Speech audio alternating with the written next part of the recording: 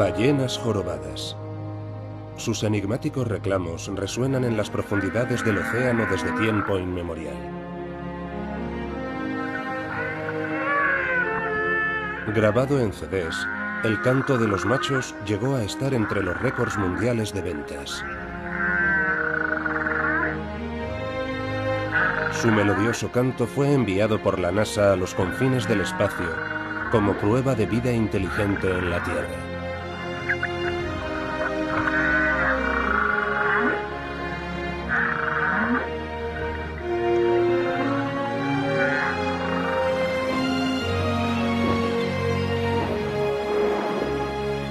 Observaremos la diversidad de comportamientos de estas ballenas jorobadas visitando sus territorios de alimentación en Alaska y también el hemisferio sur frente a la costa de Tonga, donde se aparean y tienen descendencia.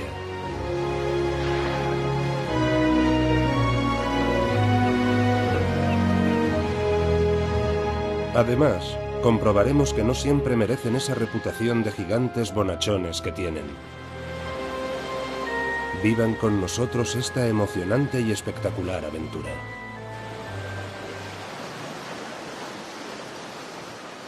Gigantes de las profundidades.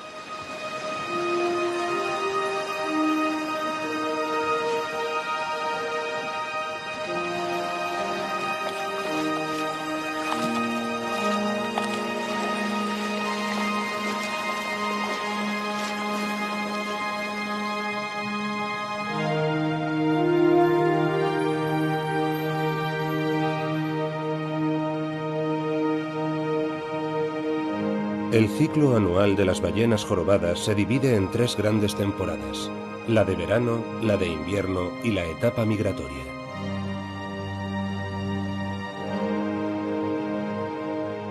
Debido a las diferentes características de los lugares donde las ballenas pasan estos periodos, su comportamiento típico también varía en función de la temporada.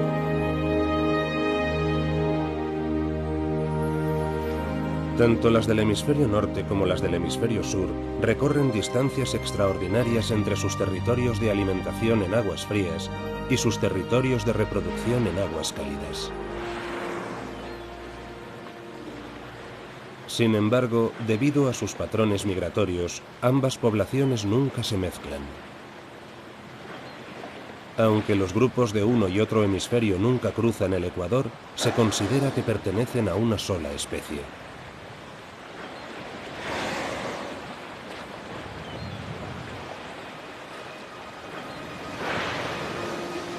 Al final del invierno, las ballenas jorobadas abandonan sus territorios de apareamiento y emigran a sus respectivos lugares de alimentación estivales. Muchas rémoras aprovechan la oportunidad y se apuntan a la excursión a modo de polizones, por así decirlo. De esa forma, además de ahorrar fuerzas, se aprovechan del descomunal tamaño de las ballenas, que les ofrece un elemento de protección frente a agresores. Cuando abandonan sus lugares de apareamiento, pierden sus rémoras.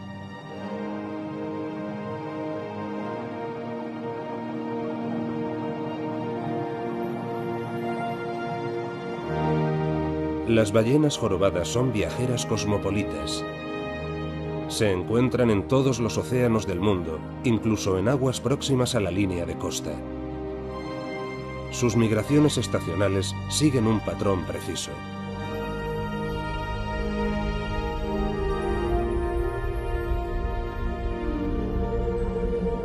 En el Pacífico Sur, emigran al final del verano desde las zonas de alimentación del Antártico hacia el norte, con destino a las resguardadas calas de sus territorios de apareamiento tropicales y subtropicales. Simultáneamente, las del Pacífico Norte, donde el invierno ha llegado a su fin, abandonan sus territorios de apareamiento tropicales y subtropicales y emigran a los territorios de alimentación estivales, entre los cuales está Alaska.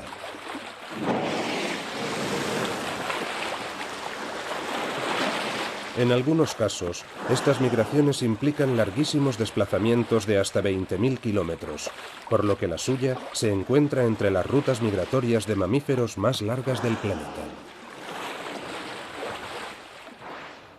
Cuando se sumergen, el agua desplazada se eleva formando un patrón circular en la superficie. Esto se denomina huella e indica el lugar de inmersión de una ballena en las profundidades. Normalmente su velocidad media varía de 5 a 15 km por hora. Pero si es acechada o se siente amenazada, puede nadar a velocidades máximas de hasta 30 km por hora durante un tiempo. La madre y su cría prefieren llevar un ritmo más pausado. Aunque solo tiene unos meses de vida, ya se espera de este joven animal que recorra una distancia tremenda.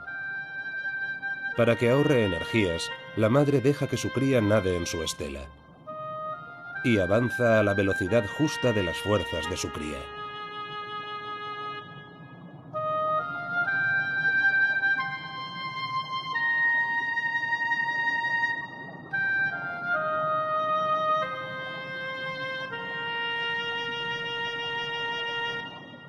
Cuando el vallenato se cansa, su madre lo empuja suavemente hasta la superficie para que respire. Este comportamiento también se observa en las hembras inmediatamente después del nacimiento de sus crías.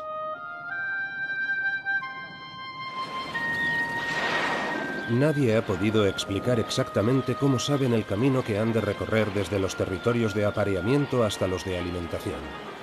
Se sabe que utilizan el campo magnético terrestre para orientarse, como las aves migratorias. Reconocen e interpretan las fluctuaciones del campo geomagnético con la ayuda de los cristales de magnetita que tienen en la cabeza.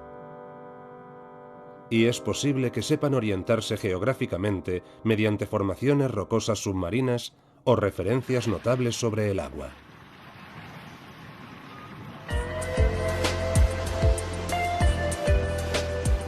Tonga.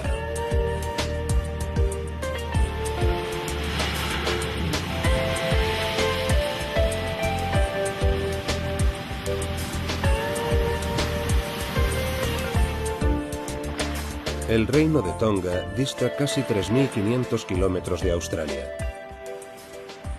Está formado por más de 170 islas, de las cuales solo 35 están habitadas.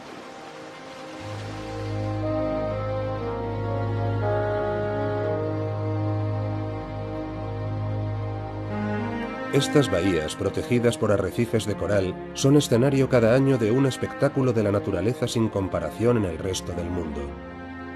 Desde hace miles de años, las ballenas jorobadas acuden a este paraíso de los mares del sur en los meses de invierno, de junio a noviembre.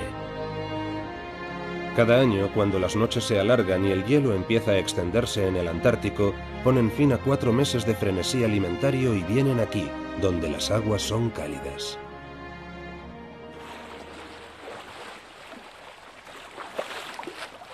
Aquí los poderosos mamíferos se dedican a la propagación de la especie.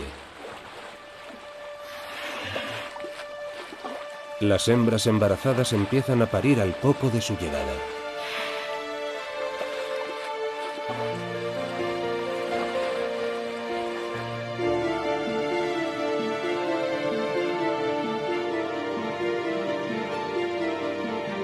Recién nacidas, las crías de ballena ya son gigantescas, a pesar de que en comparación con sus madres no lo parezcan.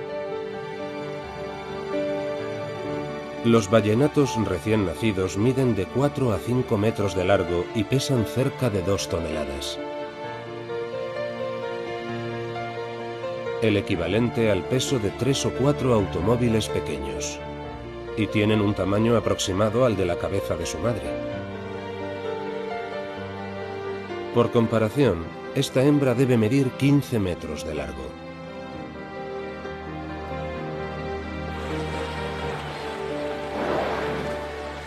En los primeros meses de vida, la cría es amamantada con más de 100 litros de leche al día.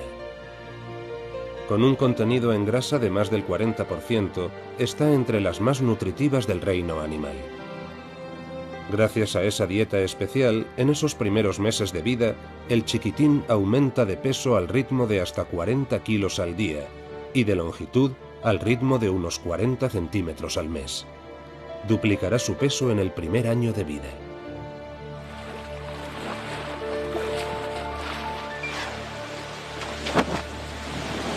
Aún no ha llegado el momento de que los pequeños empiecen a ganarse la vida. Ahora lo único que tienen que hacer es jugar, crecer a la mayor velocidad posible y fabricar un montón de grasa. No podrían sobrevivir en el Antártico sin una capa de grasa aislante y la generan con ayuda de la leche materna, de alto contenido en grasa. En unos pocos meses deben ser grandes y fuertes y estar preparados para la peligrosa travesía hasta las aguas polares del Antártico.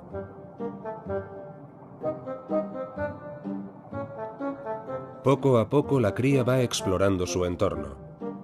Siempre está aprendiendo algo y poniendo a prueba sus limitaciones. Retoza bulliciosamente como un bebé a la hora del baño, como si no supiera qué hacer con todo ese exceso de energía y entusiasmo por la vida.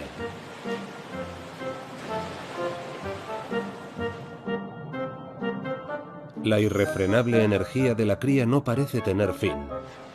La vida es un placer para la joven cría. No baja el ritmo en ningún momento, ni siquiera al final del día. Basta de juerga por hoy. La cría la sigue a regañadientes.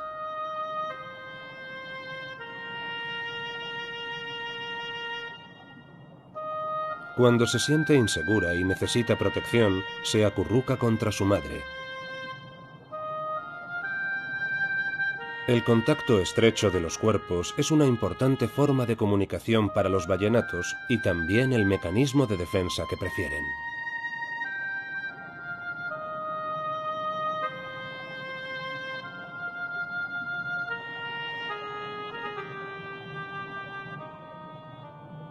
El Pacífico es el mayor océano del mundo. Abarca el 35% de la superficie del planeta. Contiene más de la mitad de todo el agua de la Tierra.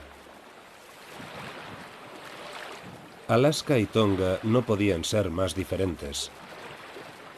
En Tonga, el agua tiene una temperatura cálida muy agradable y de una claridad cristalina. El entorno perfecto para la prole de las ballenas. Pero la vida en las cálidas aguas del Pacífico tiene un grave inconveniente. Toda la zona es como un desierto acuático. Apenas hay peces aquí, por lo que las ballenas jorobadas no tienen nada que comer. Por eso deben emigrar cada año a latitudes más frías en busca de alimento en cantidad suficiente. Aquí el agua es tan clara porque no contiene plancton. Las termoclinas, que son capas de agua con distintas temperaturas, mantienen los nutrientes atrapados a profundidades mayores. Sin estos nutrientes, el plancton no se puede desarrollar en las luminosas y cálidas regiones de aquí arriba. El plancton es la base de la alimentación de los peces y, por tanto, un requisito imprescindible para toda forma de vida marina. A lo largo de los 8 meses que permanecen en estos territorios de apareamiento, las ballenas jorobadas no ingieren nada, ni tampoco durante el movimiento migratorio. Todo ese tiempo subsisten gracias a las reservas de grasa que han acumulado en su organismo. Resulta especialmente agotador para la hembra. Aún así, cada día alimenta a su cría.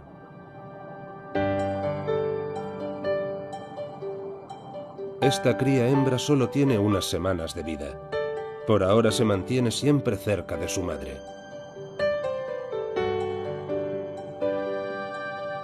Solo se aparta de ella para ascender un momento a la superficie a tomar aire. En esta etapa temprana necesita respirar con más frecuencia que las ballenas adultas.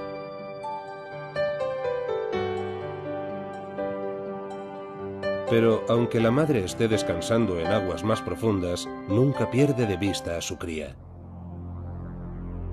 Ella sabe el motivo. Los tiburones oceánicos de puntas blancas. Son moradores de alta mar sumamente especializados. Han aprendido a sobrevivir en las vastas extensiones del océano abierto, donde apenas hay alimento.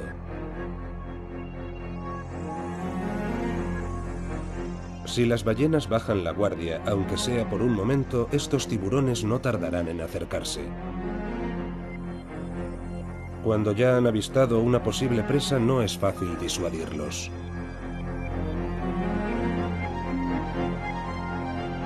Por otra parte, en las aguas cercanas a la costa, el dominio es de los tiburones tigre. Se los suele denominar los grandes tiburones blancos de los trópicos. Los tiburones tigre son cazadores muy eficaces. Hasta cuando parece que solo están deslizándose suavemente por el agua, son muy capaces de atacar en un instante. Comen de todo: peces, otros tiburones, delfines, cadáveres de ballena, aves marinas. Ni siquiera los caparazones de las grandes tortugas marinas suponen un problema para su afilada dentadura. A una distancia prudencial observan atentamente cada movimiento de su presa. Para una ballena jorobada sana y completamente desarrollada no representan un peligro, pero sí son una grave amenaza para las ballenas viejas, enfermas o heridas. Las crías recién nacidas también son presa fácil si sus madres no las protegen.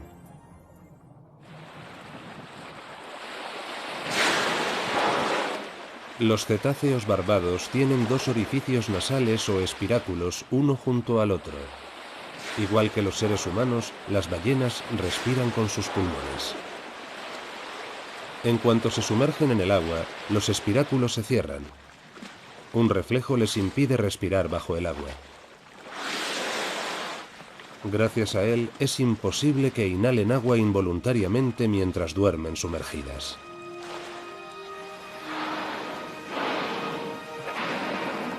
Las ballenas jorobadas son fácilmente identificables por la espectacular nube que exhalan, que puede alcanzar hasta los 3 metros de altura.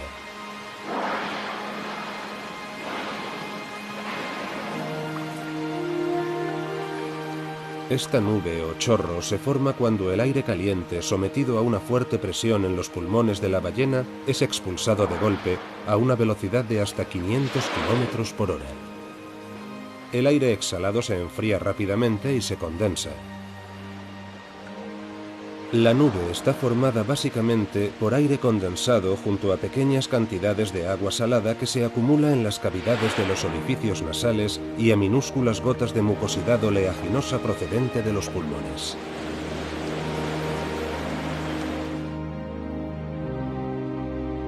En los meses de verano, los nutrientes son tan abundantes en las aguas del suroeste de Alaska que les merece la pena desplazarse hasta aquí desde Hawái para darse el festín. Por término medio, tardan entre 30 y 40 días en migrar de Hawái a Alaska.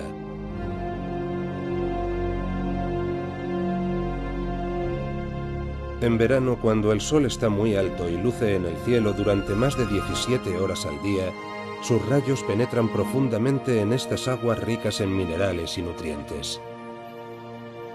Esto es fitoplancton flotando en el agua. La mayoría de estos microorganismos solo miden décimas de milímetro. Un examen de este mundo microscópico nos permite descubrir sus admirables formas. Estas minúsculas criaturas son el productor de biomasa más importante de los océanos. Generan más oxígeno que cualquier otra planta del planeta.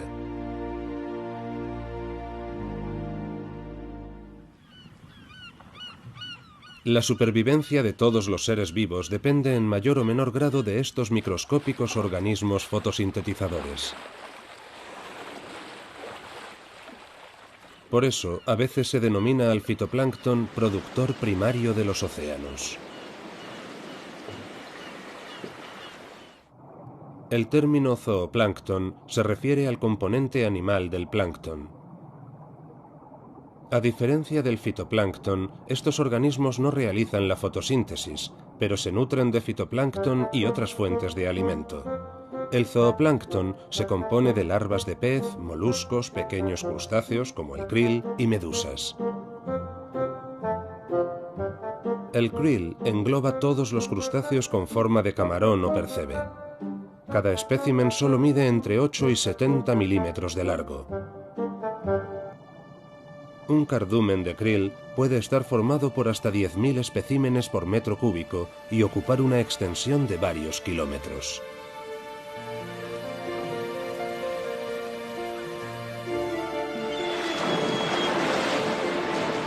Aquí el agua es tan rica en nutrientes que los parásitos instalan su residencia en las ballenas jorobadas.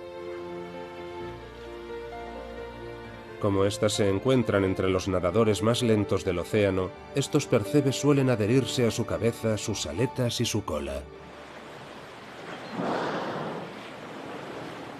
A veces incluso aparecen recubiertas de manchas amarillas causadas por algas diatomeas.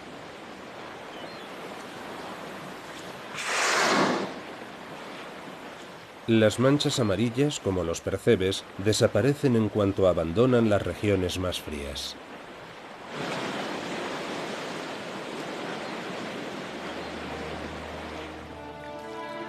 A diferencia de los mares que rodean Alaska, aquí en Tonga la agradable temperatura del agua oscila entre 24 y 28 grados centígrados. Cuando las ballenas se acaloran en exceso debido a sus capas de grasa aislante, no tienen más que elevar su cola fuera del agua. Aunque parecen hacerlo sin esfuerzo, la cola horizontal de las ballenas jorobadas pesa varias toneladas. El aire enfría los capilares sanguíneos bajo la piel de su aleta caudal. La sangre enfriada vuelve a fluir al resto del cuerpo y hace descender la temperatura general. Esta cría trata de imitar el comportamiento de su madre, pero no es tan fácil como parece.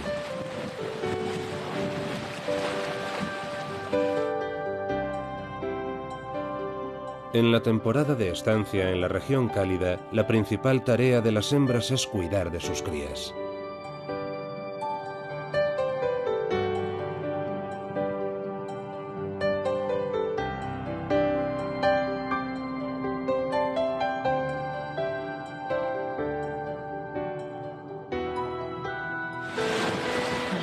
Por su parte, los machos pasan la mayor parte del tiempo intentando impresionar a los otros machos, atraer a las hembras y repeler a los rivales. Rebosantes de energía y testosterona, los machos desafían a sus adversarios con espectaculares demostraciones de fuerza.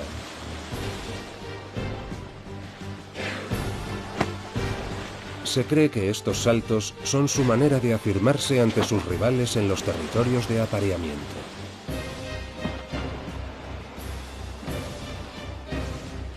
Es una demostración de poder y dominio verdaderamente impresionante.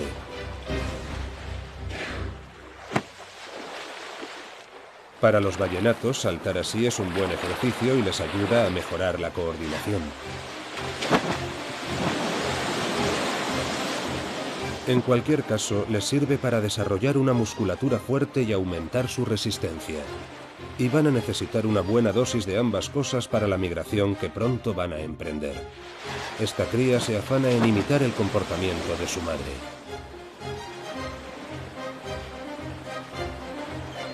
En los territorios de alimentación, un solo salto puede marcar la escisión de un grupo de alimentación. A partir de ahí, dejan de alimentarse en ese lugar. La manada de ballenas emprende la retirada. Dependiendo del alimento disponible, el grupo puede dividirse en grupos más pequeños o disolverse por completo.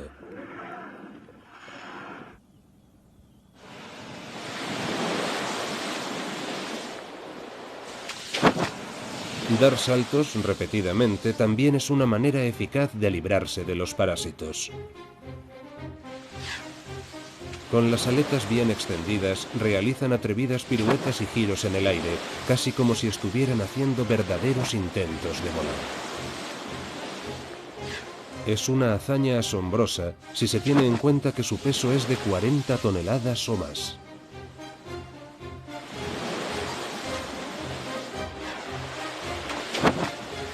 Es comprensible que parezcan algo cansadas después de realizar varios de estos saltos.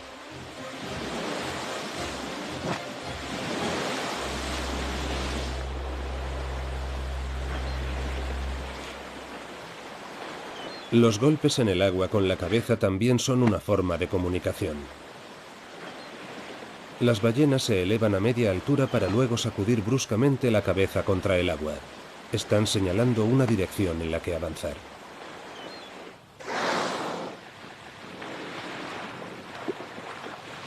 En este periodo no han comido absolutamente nada.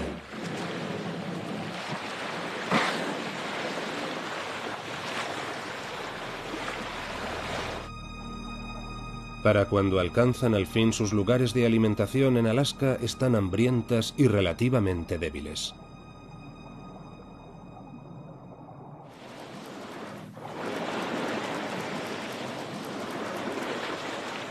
Ha llegado la hora de comer. Sobre todo durante las primeras semanas, lo único que hacen prácticamente es comer día y noche. No es de extrañar. Después de todo, la distancia que separa sus territorios de apareamiento en Hawái de sus territorios de alimentación en Alaska es nada menos que de 10.000 kilómetros. Han pasado casi 8 meses desde que las ballenas jorobadas adultas comieron por última vez. Todo ese tiempo se han mantenido a base de la grasa almacenada en sus organismos.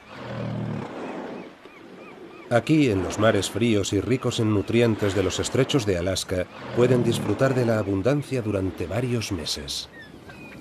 Consumen diariamente hasta 1 tonelada de pescado y krill.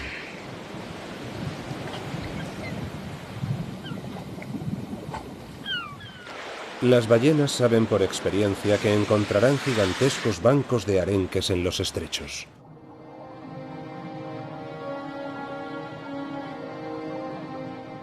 Por tanto, es allí donde las hembras llevan a sus crías para asegurarse de que ingieren calorías suficientes para todo el año.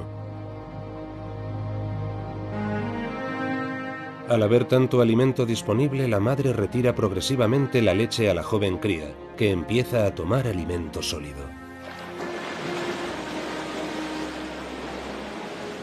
La cría aprende las diversas estrategias de caza imitando a su madre.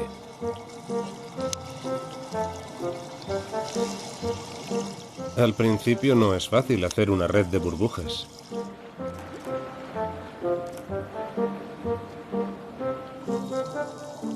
Tampoco es fácil ingerir alimento al primer intento.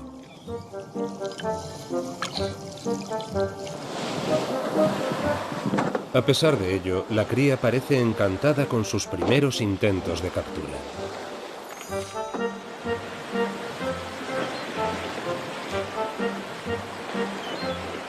Jugar y explorar el nuevo entorno ofrece una agradecida distracción de los intentos iniciales de buscar alimento.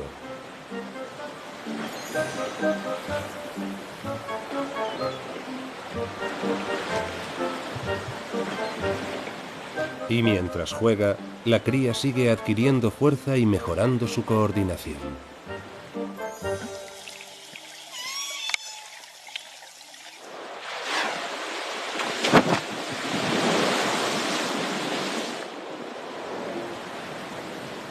¿Por qué las ballenas jorobadas se someten a estas largas migraciones anuales que les exigen tanto esfuerzo y dedicación? ¿Por qué no se quedan aquí sin más, donde el entorno es cálido y agradable? ¿O por qué no se quedan en las aguas frías, donde hay abundancia de comida? La respuesta es sencilla. Ahorran energía emigrando a los trópicos en lugar de pasar el invierno en las regiones frías. Aquí el agua está mucho más fría en invierno. Los ejemplares completamente desarrollados tienen una capa de grasa de unos 15 centímetros de grosor.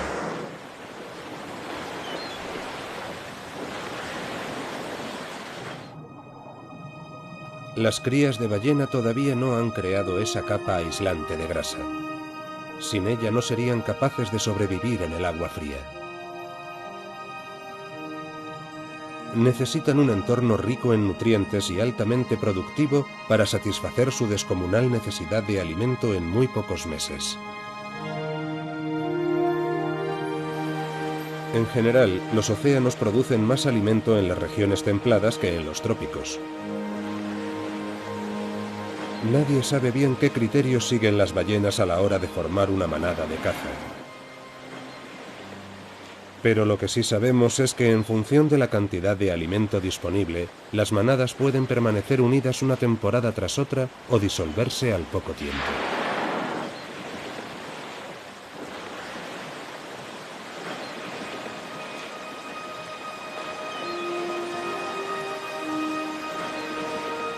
Esta es Stubby. No sabemos qué le pasó en el lóbulo derecho de su aleta caudal. Stubby mantiene una relación desde hace muchas temporadas.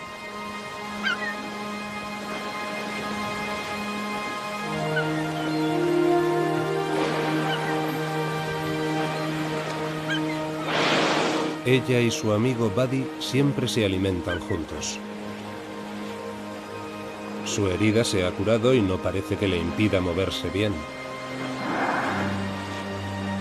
No está claro de qué manera se benefician mutuamente.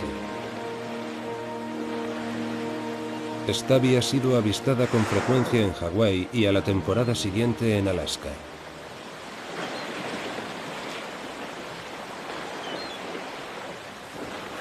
De vez en cuando es posible verla incluso dando saltos. Nadie supo durante mucho tiempo si Stubby era macho o hembra, hasta que un día regresó de Hawái con una saludable cría a su lado.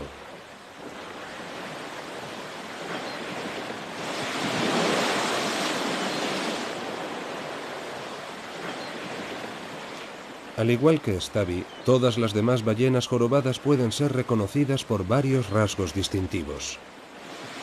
El patrón de coloración blanca en el dorso de su cola es único en cada ballena. Esta pigmentación no cambia a lo largo de la vida de la ballena y es tan particular como una huella dactilar.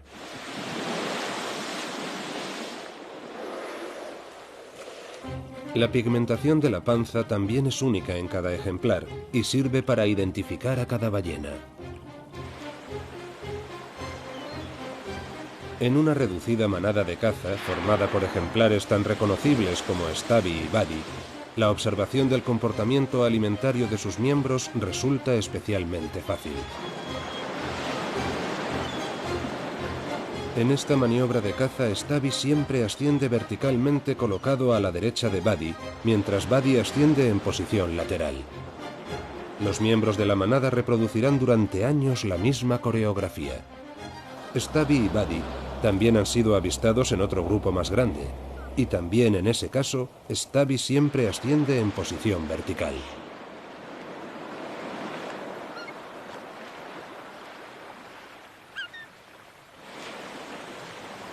Aquí en Alaska, incluso después de inmersiones profundas, las ballenas jorobadas solo descansan un rato en la superficie y vuelven a sumergirse.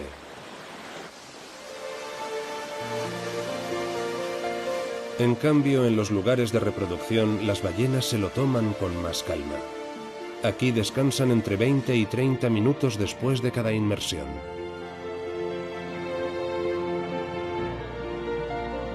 Normalmente duermen cerca de la superficie o directamente en ella, ya sea de día o de noche. Para los mamíferos que viven en el agua, el control de la respiración durante el sueño tiene una importancia vital. La respiración de una ballena mientras duerme está coordinada de tal forma que solo inhala en la superficie, sin que tenga que despertar cada vez que necesita respirar.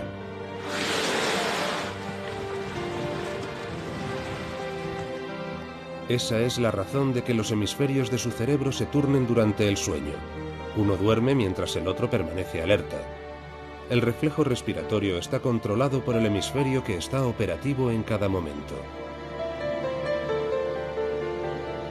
Puede tener los ojos abiertos o cerrados mientras duerme.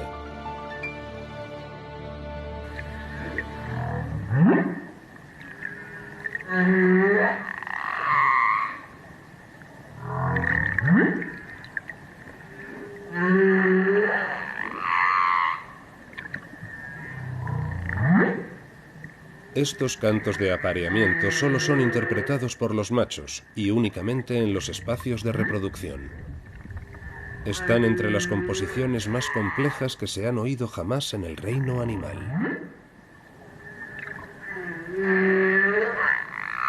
Los machos entonan estos cantos para atraer a las hembras. Pueden oírse a distancias de hasta 30 kilómetros bajo el agua y están entre los reclamos animales más potentes del planeta.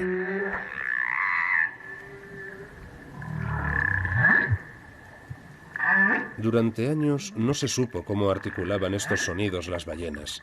No poseen cuerdas vocales. Hoy sabemos que producen estos sonidos gracias a unas cavidades modificadas que terminan en los orificios nasales y a una laringe modificada. Sus vocalizaciones abarcan una compleja secuencia de más de 600 sonidos emitidos en una amplia banda de frecuencias. Cada una de sus canciones se divide en estribillos que repiten a intervalos regulares. Una sola canción puede durar entre 6 y 35 minutos. Un concierto completo hasta 24 horas. Solamente existe otro animal con una capacidad creativa semejante, y es el ser humano. El océano se transforma en una sala de conciertos.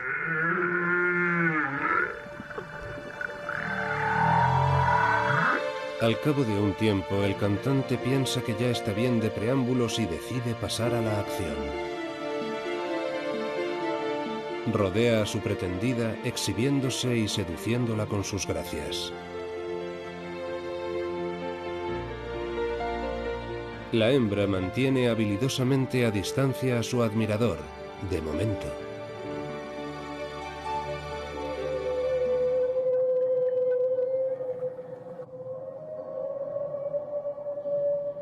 Estos extraños sonidos también los emiten las ballenas jorobadas. Sus enigmáticas melodías resuenan en las ensenadas de los estrechos de Alaska.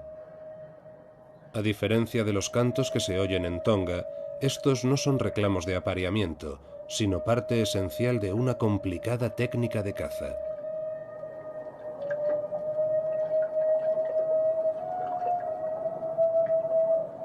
Los reclamos de caza siguen un mismo patrón. Después de un último reclamo en tono ascendente, se produce un breve silencio, y de repente las ballenas surgen entre las aguas revueltas con la boca abierta de par en par.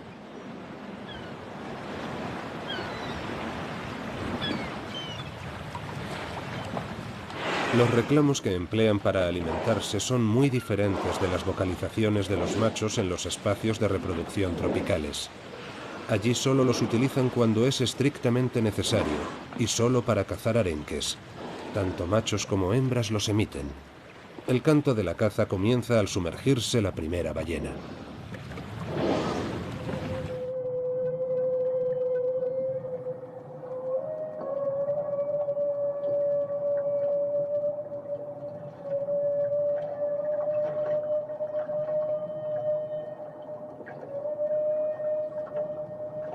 Los especiales reclamos de presas de las ballenas jorobadas en Alaska oscilan en un rango de frecuencias de entre 360 y 988 hercios. Es precisamente el rango de frecuencias que suscita la respuesta más potente de los arenques, ya que causa el pánico entre ellos. Cuando surge un peligro, los bancos de peces nadan más juntos, formando una densa masa. Esta reacción instintiva finalmente será su perdición.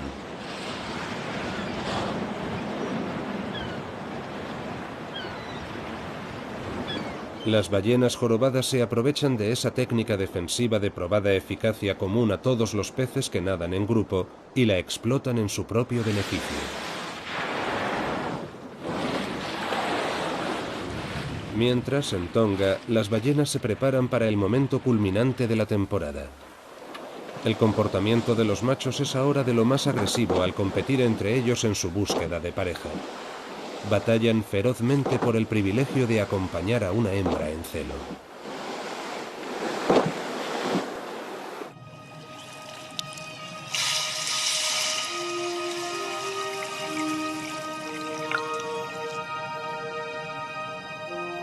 En los territorios de apareamiento, un macho en busca de pareja suele acompañar a las hembras y sus crías.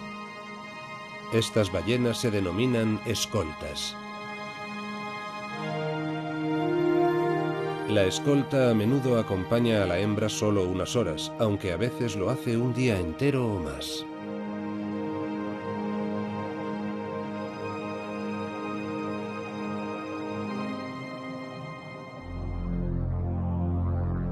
De repente, la situación cambia. Un grupo de machos se aproxima a gran velocidad.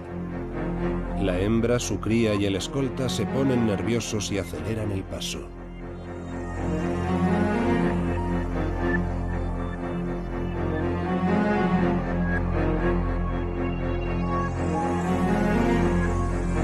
Uno de los acechadores pasa a la ofensiva y ataca a su oponente. Es una advertencia inequívoca. Todos los machos que compiten aspiran a acercarse todo lo posible a la hembra.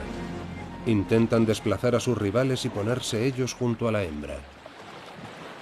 Una vez que han conseguido colocarse a su lado, tratan de permanecer ahí el mayor tiempo posible. El tumulto que se forma en el agua puede oírse a gran distancia y capta la atención de otras ballenas. Atraídos por la ruidosa actividad, otros machos se acercan e intentan participar en el cortejo. Si los duelos son así de feroces, significa que hay algo por lo que vale la pena luchar. Tal vez sea una hembra sexualmente madura y lista para aparearse. Los rivales ponen toda la carne en el asador, demostrando su poderío de todas las formas que saben. Chocan entre ellos, hacen burbujas, golpean el agua con la cabeza, la cola y las aletas. A veces incluso realizan saltos sobre sus oponentes.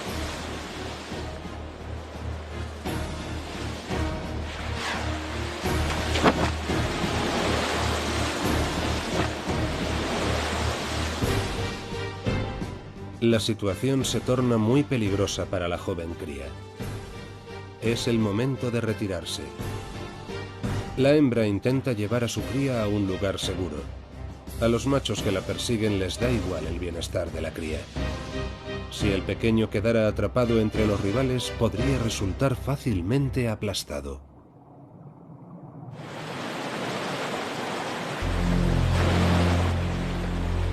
La cría sacude su cola para demostrar su rechazo a los agresores.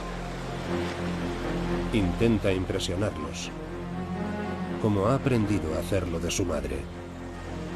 Pero los machos no parecen tenerlo muy en cuenta. Ahora la madre también empieza a golpear a los asaltantes con su aleta caudal.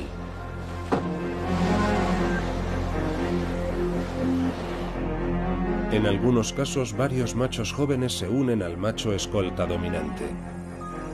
El grupo intenta entonces alejar a los rivales y ganarse el derecho a acompañar a la hembra. Solos no tendrían ninguna oportunidad contra él. Pero actuando juntos, a veces encuentran la manera de alejar a un rival y aparearse con la hembra.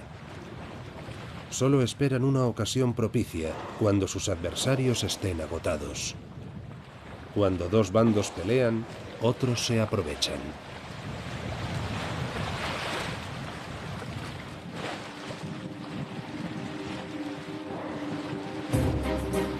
Los rivales han vuelto a la carga. Ahora vuelve a ser uno contra el resto. Para evitar que los machos se apareen con ella, la hembra se gira sobre su lomo. Pero todos los machos saben que lo único que tienen que hacer es esperar. Tarde o temprano, la hembra tendrá que darse la vuelta otra vez para respirar. De nuevo, el macho escolta intenta mantener a todos sus rivales alejados de la hembra y su cría. Una cortina de burbujas obstruirá por un tiempo la visión de sus adversarios. Parece una situación límite para la madre y la cría. Cada vez se incorporan más machos a la pelea. Los agresores están en una posición de superioridad. Es imposible describir lo selectivas que son las hembras a la hora de decidir si por un macho o saber los criterios que aplican para tomar esa decisión. Elegirá al macho más fuerte, al que pueda aportar los mejores genes a su descendencia para optimizar sus oportunidades de supervivencia. Luego, como respondiendo a un mensaje secreto, la persecución termina tan de repente como empezó. Vuelve a hacerse la calma y todos se van por su camino.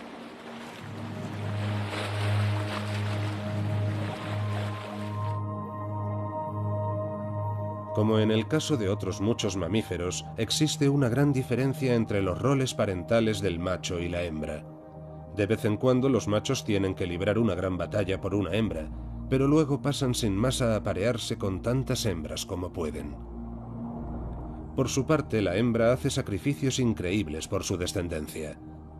Su embarazo dura cerca de 1 año, y una vez que nace la cría, se dedica a su crianza durante casi 12 meses, sin comer nada hasta que llega a los territorios de alimentación.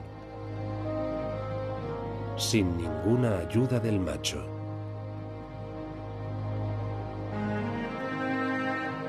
En los primeros 6 meses, la cría no ingiere otra cosa que leche materna. Después, poco a poco, va sustituyendo la leche por alimento sólido. Y tras 1 año aproximadamente, la cría se separa de la madre. El competitivo comportamiento que demuestran las ballenas en sus espacios de reproducción, a veces muy agresivo, se sustituye por la cooperación en los territorios de alimentación. En esta temporada pueden observarse 2 tipos básicos de cooperación relacionados con la función de alimentarse. Las manadas provisionales, que se forman solamente para ingerir cardúmenes de krill, y los grupos permanentes, que van a la caza de bancos de peces. En estos grupos fijos resulta más fácil conseguir que se concentre el ágil grupo de peces pequeños y cazarlos a todos con el mínimo esfuerzo.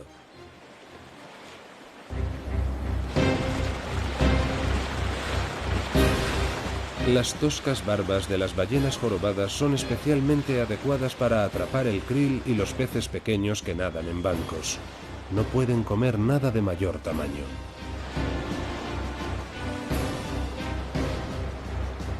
Su garganta es tan estrecha que no pueden tragar nada que supere el tamaño de un pomelo. Las ballenas jorobadas tienen mayor inventiva que otros muchos cetáceos barbados en cuanto a técnicas de caza. He aquí 2 inteligentes métodos particularmente impresionantes que utilizan para cazar a sus presas: la red de burbujas y la embestida. Tanto las ballenas que nadan en solitario como las que van en grupo pueden emplear ambas técnicas para alimentarse ellas solas o en comunidad. Para ello es imprescindible un complejo sistema de organización y comunicación del grupo. La estrategia de caza más fascinante de todas es probablemente la red de burbujas. Las ballenas jorobadas son las únicas ballenas que la utilizan, y solo lo hacen en Alaska.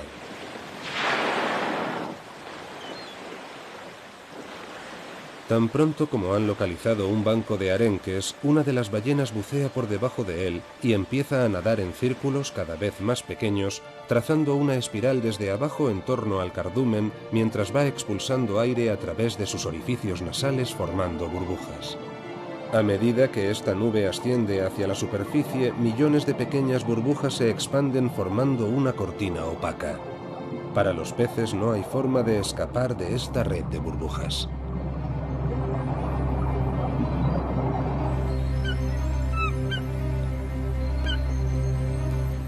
Una vez formada la red, las ballenas jorobadas nadan hacia arriba en vertical por el interior del cilindro de burbujas con la boca completamente abierta hasta que salen a la superficie. Un solo ejemplar puede formar una red de burbujas de unos 4 metros de diámetro y sabe aprovecharla muy bien. Si hay abundancia de arenques, se formarán nutridos grupos de ballenas hasta de 20 ejemplares para participar en la expedición de caza. La red de burbujas que forman puede llegar a tener más de 25 metros de diámetro.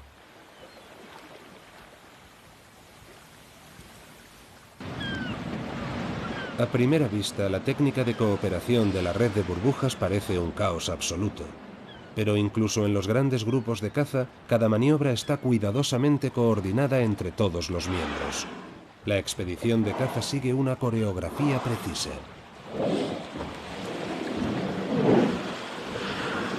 Invariablemente, una de las ballenas se sumerge primero y crea la red de burbujas.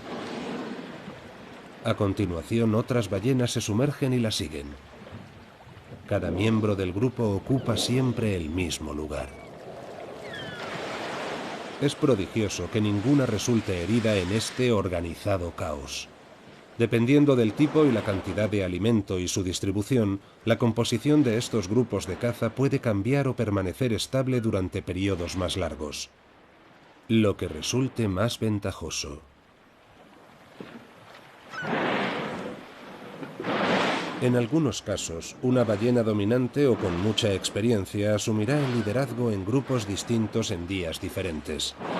A través de la cooperación, un grupo variopinto de individuos pasa a ser una compleja unidad social con una meta común: conseguir presas de la manera más satisfactoria y haciendo el menor gasto energético posible. Gracias a la cooperación, las ballenas jorobadas acorralan con éxito a los hábiles y rápidos peces pequeños, lo que les permite ahorrar energía y esfuerzos.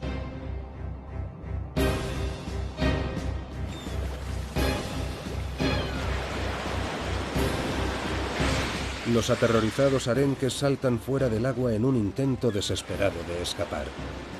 Pero no tienen ninguna posibilidad. Los que consiguen zafarse de las mandíbulas de la primera ballena van a parar directamente a la boca de la siguiente o al pico de una hambrienta gaviota.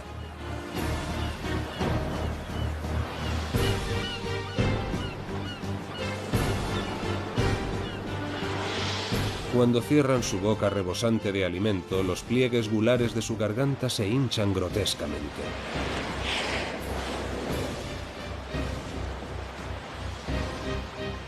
De esta manera son capaces de acumular hasta 40.000 litros de agua y alimento. Al cerrar la boca, las ballenas usan la lengua para empujar el agua contra las barbas con forma de peine. Los arenques y el krill quedan atrapados en las barbas y finalmente son tragados. Una técnica tan sofisticada como esta es producto de una inteligencia extraordinaria y del trabajo en equipo.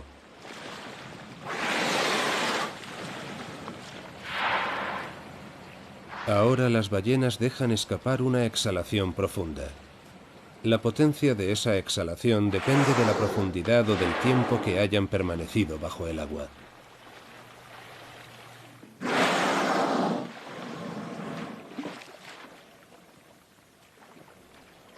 La otra técnica que también emplean las ballenas jorobadas para alimentarse se denomina embestida y consiste en recorrer a una velocidad lenta y constante las aguas ricas en nutrientes con la boca completamente abierta.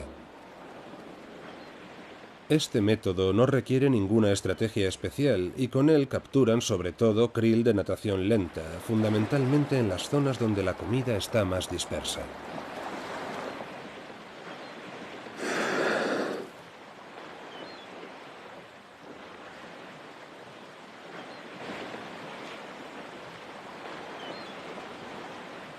A menudo se giran sobre un lado para alimentarse, preferiblemente sobre el lado derecho. Nadie sabe por qué prefieren el derecho. Este comportamiento suele observarse a última hora de la tarde y primera hora de la mañana, cuando el krill tiende a flotar cerca de la superficie. Por el día, el krill busca las aguas profundas para protegerse de los depredadores. Pero al ponerse el sol, se acercan a la superficie al abrigo de la oscuridad para comer fitoplancton.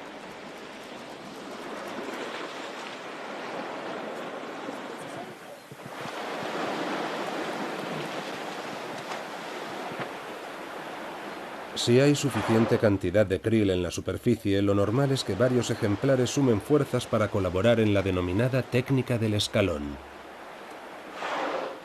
Nadan todas muy juntas en una formación en diagonal y ascienden a la superficie de la misma forma, una detrás de otra.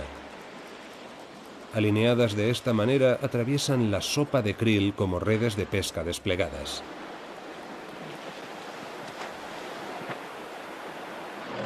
Al colocarse así, cada ballena se beneficia de la presa que se le escapa a la que va delante. La presa se ve atrapada en la estela del cuerpo de la ballena y arrastrada sin remedio hacia la que viene detrás. Otras especies se benefician también de las estrategias de caza de las ballenas. Para conseguir algo de krill, que normalmente nada a profundidades inaccesibles para los falaropos picofino, estas aves utilizan un truco especial. Cuando una ballena jorobada ya ha comido y decide sumergirse, su cola desplaza gran cantidad de agua. El krill queda atrapado en el torbellino que se forma y es ascendido a la fuerza a la superficie. Allí las aves consiguen capturas fáciles. También pueden esperar a que las ballenas formen una de sus redes de burbujas. Las burbujas en su ascensión también hacen emerger el krill. Pueden dedicarse a picotear sin ser molestados hasta que la ballena sale a la superficie.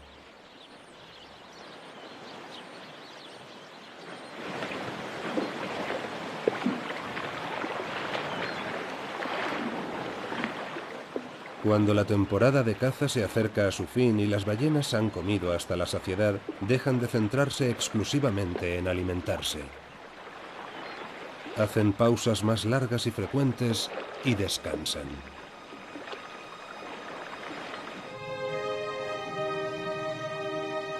Mientras tanto, en Tonga también se han calmado las cosas. Hasta los impetuosos machos están más tranquilos. Se acerca el fin de la temporada y hay que ahorrar fuerzas para la larga migración a sus territorios de alimentación en el Antártico.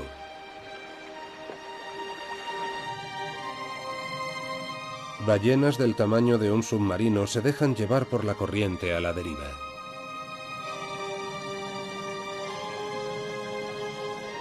Los enormes mamíferos permanecen sumergidos así, aparentemente ingrávidos, por periodos de hasta media hora. En apariencia no mueven un solo músculo dentro de sus gigantescos cuerpos. Puede que sea la manera de reservar fuerzas para actividades más importantes, o que simplemente hayan decidido tomárselo con tranquilidad durante un rato.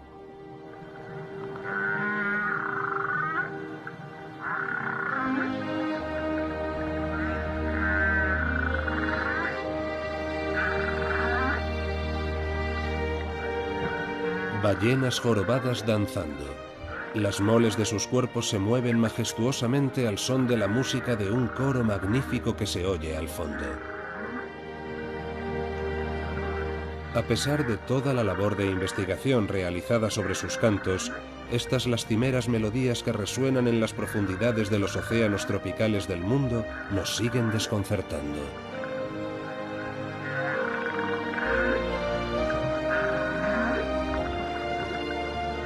Sin duda, las ballenas son muy inteligentes, pero también inescrutables, y se encuentran entre las especies más fascinantes de nuestro planeta.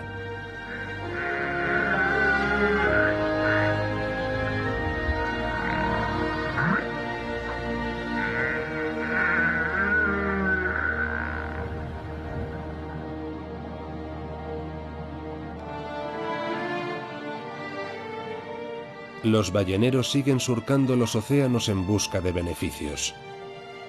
Al amparo de la investigación científica, algunas naciones que se consideran civilizadas siguen cazando y matando a estas criaturas maravillosas. La carne de ballena está tan contaminada en la actualidad que prácticamente no es apta para el consumo humano. Sin embargo, prosigue la cacería sin sentido.